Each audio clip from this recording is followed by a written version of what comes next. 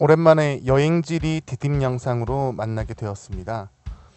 이번 시간은 바람직한 여행의 계획과 실제에 대해서 알아보도록 하겠습니다.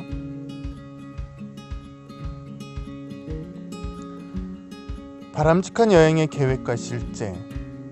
과연 바람직한 여행은 무엇일까요? 그리고 그 바람직한 여행의 개념에 따라서 어떻게 우리는 여행을 계획하고 또는 그런 여행의 계획을 실제로 한번 계획의 실행에 옮겨 볼 수 있을까요? 우선 바람직한 여행에 대해서 알아봐야 될 것 같습니다. 바람직한 여행은 여행자와 여행지 주민 모두에게 긍정적인 영향을 주어야겠습니다. 그리고 여행자가 얻는 즐거움만큼 여행지의 주민도 즐거움을 얻을 수 있어야겠습니다. 그래서 바람직한 여행이라는 개념을 가지고 여러 대안적인 여행의 개념들이 나오고 있는데요. 그 중에서 공정여행이라는 개념이 있습니다. 공정여행과 비슷한 개념으로 우린 또 책임여행이라고도 하는데요. 아마 우리나라에서는 공정여행으로 훨씬 더 많이 쓰이고 있는 것 같습니다. 그리고 자연의 어떤 소중함, 지속가능한 여행을 위한 생태여행이라는 개념도 있습니다. 이 공정여행과 생태여행에 대해서는 바로 이어지는 자료 화면들을 통해서 더 자세히 알아보도록 하겠습니다. 이번 시간에 우리가 할 것은요, 대안여행의 개념을 통해서 수학여행을 한번 계획해 보는 겁니다. 여러분들 얼마 전에 수학여행을 다녀왔는데요. 우리가 다녀온 수학여행은 이런 공정여행이나 책임여행 또는 생태여행과는 조금은 거리가 있는 여행이었습니다. 여러분들이 다녀왔던 수학여행을 좀 전에 우리가 봤던 그런 대안적인 여행의 개념을 가지고 여러분들이 한번 다시 계획해보는 시간을 가졌으면 좋겠습니다.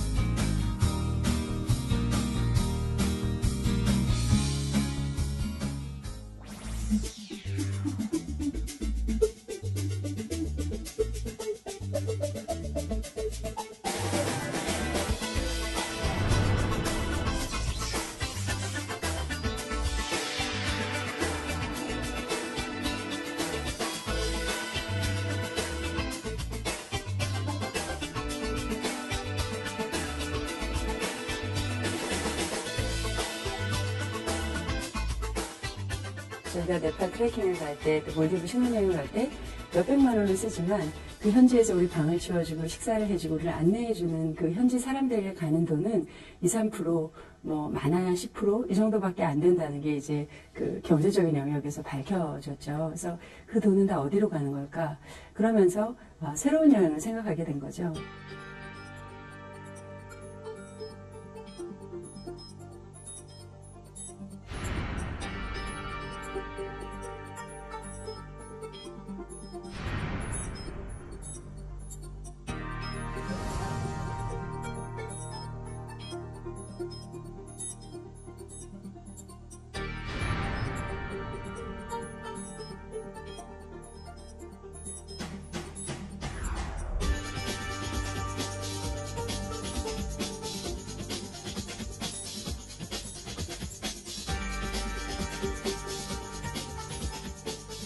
한국에서는 저희가 책임여행이라는 말 대신에 공정여행이라는 말을 택했어요. 책임진다라는 말은 내가 일방적으로 할 수 있는 말이죠. 우리는 약자가 되어본 사람들이기 때문에 우리는 식민을 겪었고 가난을 겪었고 또 기생관광을 당했고 약자가 되어본 사람이기 때문에 이 강한 자의 책임이라는 말보다 약한 자의 입장에서 공정하다라고 느낄 수 있는 그 저스티스라는 개념이 아시아에는 더 중요할 것 같다고. 그래서 우리는 공정함이라는 말을 택하겠다라고 이야기를 하고 저희가 페어 투어리즘이라는 말을 붙였고 한국에서는 공정여행이라는 일들을 시작했죠.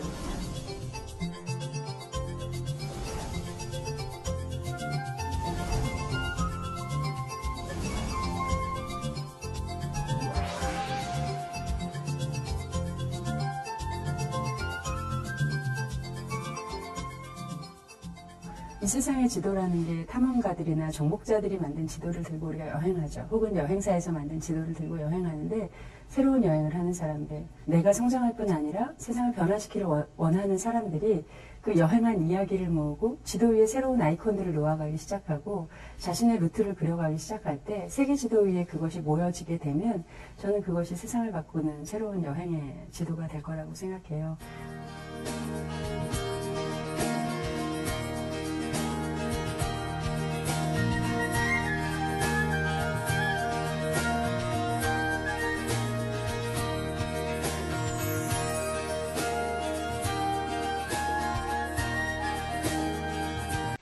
자연 친화적인 생태 관광이 요즘 새로운 여행 트렌드로 떠오르고 있습니다. 환경의 소중함을 느낄 수 있는 생태 관광지로의 가을 여행 어떠신가요? 이용식 기자가 취재했습니다. 세계 문화유산이자 생태 관광지인 전북 고창 고인돌 유적지. 다양한 모양과 크기의 고인돌이 관광객을 맞이합니다.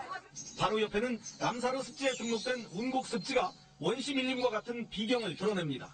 삭, 수달 등 이런 멸종 위기종이 가장 많이 여기에 서식을 하고 있어요. 해발 1280m, 강원 인제 대암산 용늪은 생태의 보고입니다. 어떻게 돼서 이 물이 이렇게 찬지 잘 이유를 모르겠어요. 자연환경 해설사 58명이 함께하는 생태관광지 20곳이 한자리에 모였습니다. 관광지별 특색을 알리고 생태여행 상담도 해줍니다. 생태관광은 3년 전에 시작됐습니다. 아직 초창기지만 고창과 제주 등 4곳은 관광객과 소득이 50% 이상씩 증가해 성공 모델로 뽑혔습니다. 그 습지의 쓰레기도 좀 줄고 또 특히 동네에서 친환경 세제를 많이 쓰고 있어요. 환경부는 생태여행 때 가급적 대중교통을 이용하고 정해진 탐방로를 준수할 것을 권하고 있습니다. SBS 이용식입니다.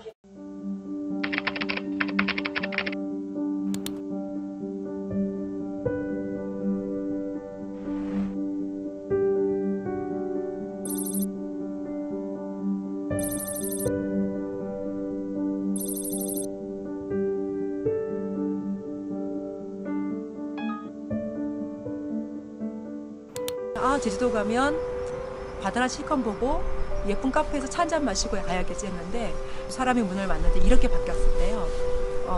일단 자연이 너무 소중해서 보호해야 될 그 보호 본능을 일으켰고 그다음에 날 것 그대를 만나다 보니까 굉장히 뭐랄까 생동감 있게 느껴졌고 그다음에 느리게 가는 자연을 만나는 컨텐츠가 있어서 여유로움을 느꼈대요. 그래서 제주도는 역시 제주도 좋아. 여행에 긍정적인 효과와 부정적인 효과가 있어요. 근데 우리 집까지 관광산업은 사람들이 긍정적인 효과만 해서 매연 없는 공장이니 이래서 여행산업 굉장히 부추겼단 말이에요. 생태관광은 철저히 부정적인 기능을 뭔가 보완할 수 있는 게 없냐의 측면에서 시작을 했어요. 여행의 사회적인 기능. 만약에 지역 주민을 참여할 수 있는 구조하고 주민이 생산하게 되면 여행자를 만남으로써 주민이 소외되는 건 없을 거다. 조금 할게요. 과일가 있고요. 경제적인 것도 마찬가지입니다. 제주 지역의 가장 중요한 게 서비스업과 농업인데 농업의 관광과 만나게 하면 좋지 않을까. 그래서 저희가 가급적인 지역에 가서 농산물 체험도 하는 경우가 있고요. 이런 것도 경제적인 혜택이 들어가고요. 환경적인 영향은 어느 한 개의 자연에 동시에 우르르 많은 사람이 가면 자연이 망가져요. 근데 적정히 20명에서 25명 수용력을 가지고서 진행을 하면 저희가 자연을 지속 가능하게 활용할 수 있을 것이다. 여행이 오버 투어리즘 양상하지만 여행으로 인해서 사람이 행복할 수도 있다. 그런 의미에서 제주도는 무한한 자원이 있고 주제주 생태관광은 그 컨텐츠를 활용한다라고 말을 하고 싶어요.